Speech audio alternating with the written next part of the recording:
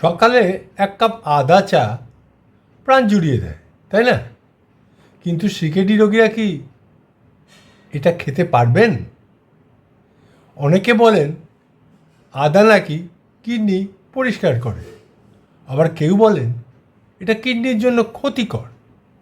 তাহলে সত্যিটা কি? আজকের ভিডিওতে জানবেন সিকেডি রোগীদের জন্য আদা আসলে বন্ধু না শত্রু। নমস্কার বন্ধুরা, আমার ইউটিউব চ্যানেল এবং ফেসবুক পেজে আপনাদের সবাইকে স্বাগত জানাই। আমি পিনাকি, বয়স 65, দীর্ঘদিনের ক্রনিক কিডনি ডিজিজ রোগী, এবং আমি আমার অভিজ্ঞতাগুলোই আপনাদের শেয়ার করে যাচ্ছি।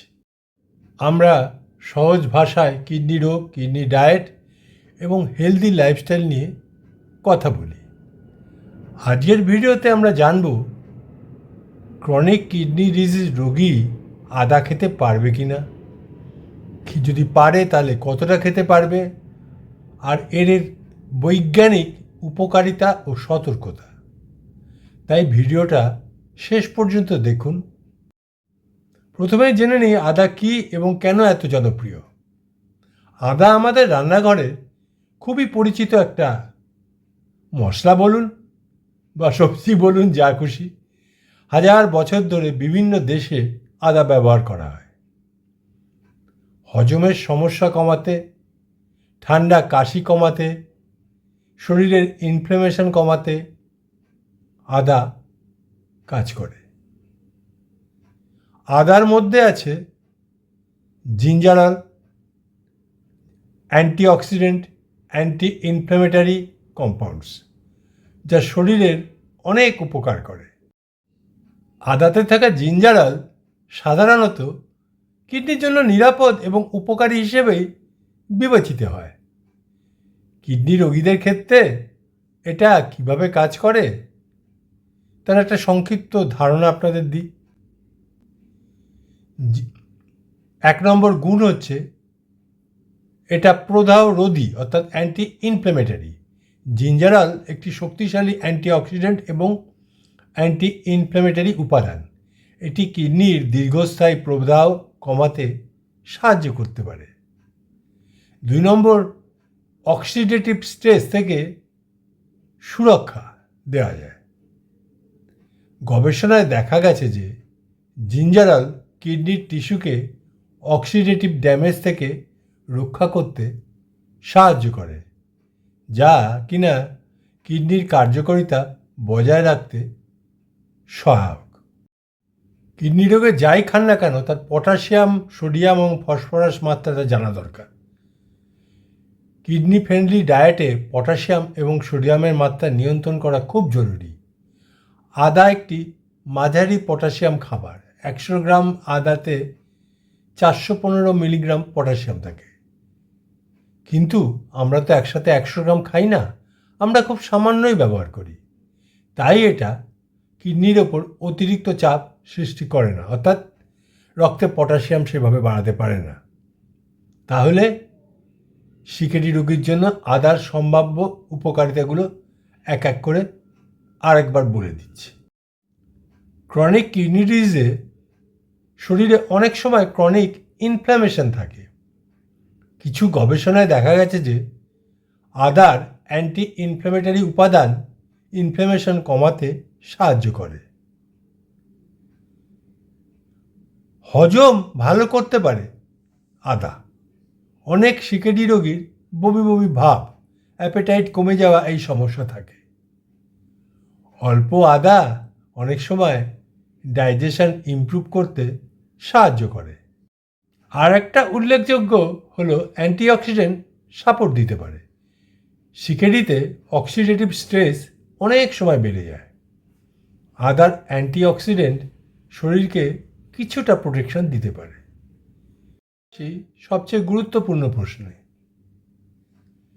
সিকেডি রোগীর জন্য আদার ঝুঁকি কী আছে? সব সিকেডি রোগী কি আদা খেতে পারবেন? উত্তর হলো পরিমাণের উপর নির্ভর করে। কারণ বেশি আদা খেলে ব্লাড থিনিং এফেক্ট হতে পারে। যদি কেউ ব্লাড থিনার মেডিসিন খান তাহলে আদা সমস্যা করতে পারে। অতিরিক্ত আদা স্টমাক ইরিটেশন করতে পারে। কিছু ক্ষেত্রে পটাশিয়াম ব্যালেন্সও খেয়াল রাখতে হয়। যদিও আদাতে পটাশিয়াম খুব বেশি নয়, কিন্তু ক্রনিক কিডনি রোগীদের ডায়েট সবসময় ব্যালেন্সড হওয়া দরকার। তাহলে সিকেডি রোগী কতটা আদা খেতে পারবেন?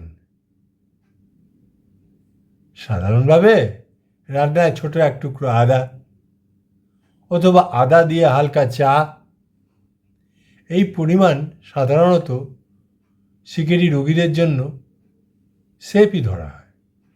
কিন্তু বড় পরিমাণে আদার জুস বা সাপ্লিমেন্ট নেওয়া ঠিক নয় ডাক্তারের পরামর্শ ছাড়া। এবার একটা গুরুত্বপূর্ণ কথা বা মিথ নিয়ে বলছি। অনেকেই বলেন আদা খেলে ক্রিয়েটিনিন কমে যাবে, কিন্তু বাস্তব সত্য হলো কোনো একক খাবার ক্রিয়েটিনিন কমিয়ে কিডনি ঠিক করে দিতে পারে না। কিডনি হেলথ ইমপ্রুভ করতে দরকার balance diet, blood pressure control, diabetes control, doctor prescribe medicine, healthy lifestyle and final takeaway. তাহলে সারসংক্ষেপে সিকেডি রোগী অল্প পরিমাণে আদা খেতে পারেন। রান্নায় ব্যবহার সাধারণত সেফ, কিন্তু অতিরিক্ত আদা বা সাপ্লিমেন্ট এড়ানো ভালো। সবসময় নিজের ডাক্তার বা ডায়েটিশিয়ানের পরামর্শ মেনে চলুন। আপনি যদি একজন ক্রনিক কিডনি ডিজিজ রোগী হন বা আপনার পরিবারে যদি কেউ ক্রনিক কিডনি ডিজিজ রোগী থাকে, তাহলে মনে রাখবেন সঠিক জ্ঞানই আমাদের সবচেয়ে বড় শক্তি। এই ভিডিওটা যদি হেল্পফুল অর্থাৎ আপনার উপকারী বলে মনে হয়, তাহলে একটা লাইক করুন। আপনার চেনা জানা বন্ধুবান্ধব যাদের ঘরে কিডনি রোগী আছে বা যারা কিডনি রোগে ভুগছে তাদেরকে শেয়ার করুন।